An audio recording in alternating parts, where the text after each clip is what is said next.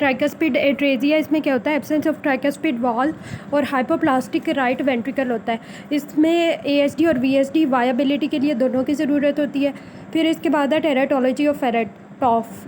Pathophysiology, इसके 4 components होते हैं। Pulmonary stenosis mainly in infundibular but may involve valve. Most important determinant for prognosis, ये क्या determine करता है, right to left shunt and cyanosis, मतलब डीऑक्सीजनेटेड से ऑक्सीजनेटेड की तरफ ब्लड जाता है और सियानोसिस हो जाती है। राइट वेंट्रिकुलर हाइपरट्रोफी होगी जो कि राइट वेंट्रिकुलर आउटफ्लो ऑब्स्ट्रक्शन की वजह से हो जाती है, क्योंकि वहाँ से जो ब्लड है वो आउटफ्लो नहीं कर रहा होता और वहाँ पे वर्कलोड की वजह से हाइपरट्रोफी हो जाती है। Overriding of the aorta over the ventricular septum और VSD also important along with pulmonary stenosis for prognosis.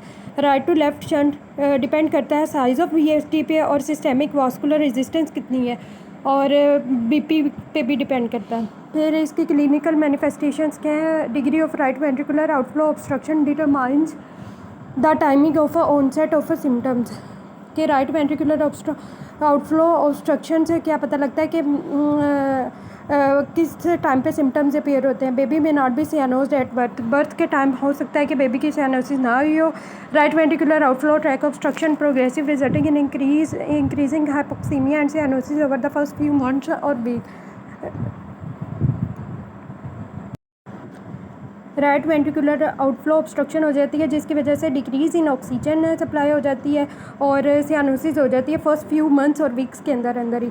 Retarded growth हो जाती है और डेवलपमेंट भी नहीं होती क्योंकि ब्लड सप्लाई नहीं पहुंच रही, ऑक्सीजन नहीं मिल रही किसी भी ऑर्गन को, तो वो दोनों चीज़ों को रिटार्ड कर देती है। डिजिटल क्लबिंग हो जाती है, फिंगर्स उसकी क्लबिंग होती है और डिस्निया हो जाती है जो कि डिग्री ऑफ सियानोसिस पे डिपेंड कर रही होती है। और इन्फेंट्स और टोडलर्स जो होते हैं ना वो थोड़ी देर तक खेलते हैं, उसके बाद ना वो थक जाते हैं और दे सिट डाउन और लाई डाउन, या तो वो बैठ जाते हैं या लेट जाते हैं। मोस्टली इनमें से जो होते हैं ना स्क्वेटिंग पोजीशन अज्यूम करते हैं। वो मतलब जो चाइल्ड होता है उसे पता होता है कि मैं इस पोजीशन में बैठता हूँ तो मुझे ना सही सांस आता है और मुझे सुकून मिलता है, तो वो स्क्वेटिंग पोजीशन में बैठते हैं। स्क्वेटिंग से क्या होता है, सिस्टेमिक वास्कुलर रेजिस्टेंस इंक्रीज़ हो जाती है, वेनस रिटर्न कम हो जाता है। लेफ्ट हार्ट प्रेशर इंक्रीज़ होता है राइट हार्ट की निस्बत, right to left shunt decrease हो जाता है, मतलब डीऑक्सीजनेटेड से ऑक्सीजनेटेड में कम ब्लड जा रहा होता है, इसकी वजह से सियानोसिस इंप्रूव हो जाती है। पल्स नॉर्मल होती है, left anterior hemithorax bulge anteriorly and there may be left parasternal heave both due to right ventricular hypertrophy. Heart इसमें नॉर्मल इन साइज होता है और हार्ट फेलियर इसमें ज़्यादातर नहीं होता। फिजिकल एग्जाम फाइंडिंग्स में हमें क्या मिलेगा, सिस्टोलिक थ्रिल मिलता है along left sternal border and third and fourth left parasternal spaces पे हमें सिस्टोलिक थ्रिल मिलेगा। S2 सिंगल मिलती है। पल्मोनिक इसका जो पल्मोनिक कंपोनेंट होता है वो सॉफ्ट होता है और हार्श इजेक्शन सिस्टोलिक मर्मर होता है along left sternal border in third intercostal space. Length and loudness are inversely proportional to the degree of outflow obstruction. अगर डिग्री ऑफ आउटफ्लो ऑब्स्ट्रक्शन ज़्यादा है तो लाउडनेस उसकी कम हो जाएगी। अच्छा, tet spell proximal hypercyanotic attacks या हाइपोक्सिया और ब्लू स्पेल, ये इमरजेंसी कंडीशन है। इसमें क्या होता है, फर्स्ट 2 ईयर्स ऑफ लाइफ में ये होते हैं। इन्फेंट हाइपरकैप्निक और रेस्टलेस हो जाता है, इसमें सियानोसिस इंक्रीज़ हो जाते हैं और उसकी रेस्पिरेशन जो होती है ना वो बहुत तेज़ हो जाती है। सिनकपी और ज़्यादातर सिनकपी के स्टेज में पेशेंट चले जाते हैं। ज़्यादातर मॉर्निंग टाइम में पेशेंट को होते हैं या फिर जब बच्चे बहुत ज़्यादा फिजिकल एक्टिविटी करके हटें या फिर क्राइंग के टाइम पे उन्हें ज़्यादा होता है। स्पेल में क्या होता है, इंटेंसिटी कम हो जाती है या फिर सिस्टोलिक मरमर जो है ना बिल्कुल ही डिसअपेयर हो जाती है क्योंकि राइट वेंट्रिकुलर आउटफ्लो का जो ट्रैक का जो फ्लो होता है वो ख़त्म हो जाता है। अब डायग्नोसिस हम इसकी क्या करते हैं, चेस्ट एक्सरे पे हमें जो है ना हार्ट का साइज़ जो है ना नॉर्मल मिलता है लेकिन एपेक्स लिफ्टेड होती है और इसमें बूट शेप्ड हार्ट होता है। हमने ट्रांसपोजिशन ऑफ ग्रेट आर्टरीज में एग शेप्ड हार्ट पढ़ा था और टॉफ में या बूट शेप्ड हार्ट, ये दोनों MCQs के पॉइंट है। और डिमिनिश्ड पल्मोनरी वास्कुलर मार्किंग्स होती हैं, ये सारे बहुत इंपॉर्टेंट इसके डायग्नोस्टिक पॉइंट्स हैं। इन्हीं पॉइंट से सिनेरियो पिक होता है। तो अगर पल्मोनरी वास्कुलर मार्किंग कम हो जाए तो वो होता है टॉफ में। ECG पे हमें राइट एक्सिस डेविएशन और राइट वेंट्रिकुलर हार्ट फेलियर मिला गया। इकोकार्डियोग्राम पे right ventricular hypertrophy, pulmonary stenosis, VSD और ओवरराइडिंग ऑफ द आयोटा, वो चारों कंपोनेंट्स से टॉफ के हमें नजर आते हैं। ब्लड काउंट में haemoglobin, haematocrit, RBC count raised होते हैं। Degree of arterial oxygen saturation पे डिपेंड कर रहे होते हैं। कैथेटराइजेशन में हम डिग्री ऑफ डीसेचुरेशन देखते हैं और pressures in ventricles and iota. फिर कॉम्प्लिकेशंस विद द ट्रीटमेंट इसकी दी हुई हैं। उसमें क्या होता है कि ना अगर फेलियर टू थ्राइव या ग्रोथ रिटार्डेशन बेबी को हो जाए तो हम उसकी गुड कैलोरी के इनटेक करवाते हैं, लाइक उसकी न्यूट्रिशनल इंप्रूवमेंट करेंगे और डिफेक्ट को अर्ली इम्प्रूव करेंगे।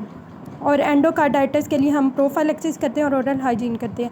अनीमिया को ट्रीट करने के लिए आयरन सप्लीमेंटेशन देते हैं या ट्रांसफ्यूज़ करवाते हैं। पॉलीसाइथीमिया के लिए हाइड्रेशन उसे मेंटेन करते हैं और फ्लेबोटोमी करवाते हैं।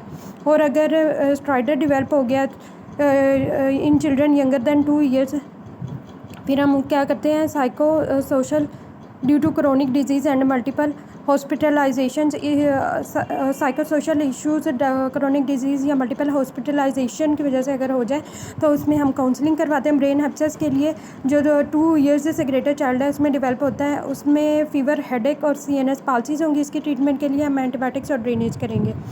अच्छा, एक बेबी है उसको स्पेल्स डेवलप हो गए हैं तो what are the steps in emergency, उसकी मैनेजमेंट के लिए मेडिकल मैनेजमेंट है। कॉम्प्लिकेशंस को ट्रीट करेंगे, hypertension, maintain hydration to avoid haemo concentration and possible thrombotic episodes, haemoglobin और हेमाटोक्रिट नॉर्मल रेंज में मेंटेन करेंगे। टेम्परेचर को मेंटेन करेंगे ताकि ऑक्सीजन कंजम्पशन को लिमिट किया जा सके। हाइपोग्लाइसीमिया मेंटेन करना है, आयरन सप्लीमेंट्स हमने देनी है। एक्सरसाइज इंटॉलरेंस को ट्रीट करने के लिए बैक्टीरियल एंडोकार्डाइटिस प्रोफिलैक्सिस बेबी की करनी है और एंटीबायोटिक और ड्रेनेज करनी है ब्रेन एब्सेस के लिए।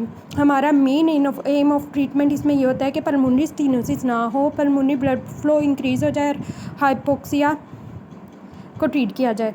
और टेट स्पेल्स को मैनेज करने के लिए हम क्या करते हैं, ऑक्सीजन इनहेलेशन करवाएंगे, उसकी नीचे एक्सपोजिशन करेंगे, मॉर्फिन देंगे ताकि एंजाइटी को प्रिवेंट किया जाए और सिम्पथेटिक ओवरड्राइव को भी प्रिवेंट किया जाए। एसिडोसिस को करेक्ट करते हैं सोडियम बाइकार्बोनेट से। बीटा ब्लॉकर्स यानी प्रोप्रानोलोल देते हैं। Spence can be prevented by propranolol. Prostaglandin E1 की IV एडमिनिस्ट्रेशन देते हैं डक्टस आर्टरियोसिस डायलिटेशन के लिए।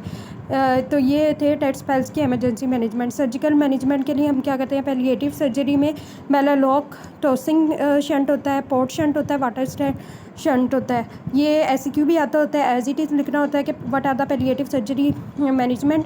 तो उसमें हम BT शंट करेंगे, पोर्ट शंट और वाटर शंट। और BT शंट किसके दरमियान होता है, राइट सबक्लेवियन से पल्मोनरी आर्टरी के दरमियान होता है। और पोर्ट शंट डिसेंडिंग एयोटा से लेफ्ट पल्मोनरी आर्टरी के दरमियान होता है और वाटर शंट डिसेंडिंग एयोटा से राइट पल्मोनरी आर्टरी के दरमियान होता है। अब इसकी कॉम्प्लिकेशंस क्या होती हैं, पैलिएटिव सर्जरी की डिमिनिश्ड रेडियल पल्स होती है बिकॉज हाफ ब्लड जो होता है ना वो लंग्स में चला जाता है तो BP जो है ना वो कम हो जाता है और आर्म लेंथ डिस्क्रिपेंसी हो जाती है, हॉर्नर सिंड्रोम होता है और डायफ्रेगमेटिक पैरालिसिस हो सकती है या कालोथोरैक्स डेवलप हो जाता है। करेक्टिव सर्जरी हम करते हैं 3 मंथ से लेकर 2 ईयर्स ऑफ एज के दौरान और इसमें VSD को क्लोज करते हैं और राइट वेंट्रिकुलर आउटफ्लो ऑब्स्ट्रक्शन को रीसेट कर देते हैं। कॉम्प्लिकेशंस करेक्टिव सर्जरी की क्या होती है, राइट बंडल ब्रांच ब्लॉक हो जाता है और pre mature ventricular beats.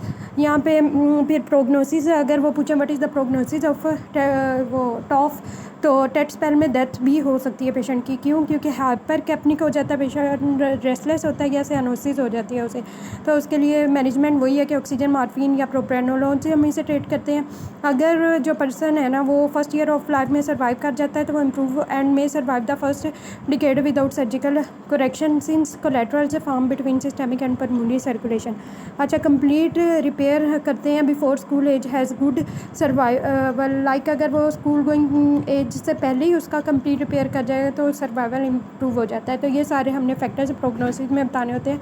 That में रिजल्ट फ्रॉम डिसरिदमियास। यहाँ पे ये टॉप का टॉपिक ख़त्म होता है।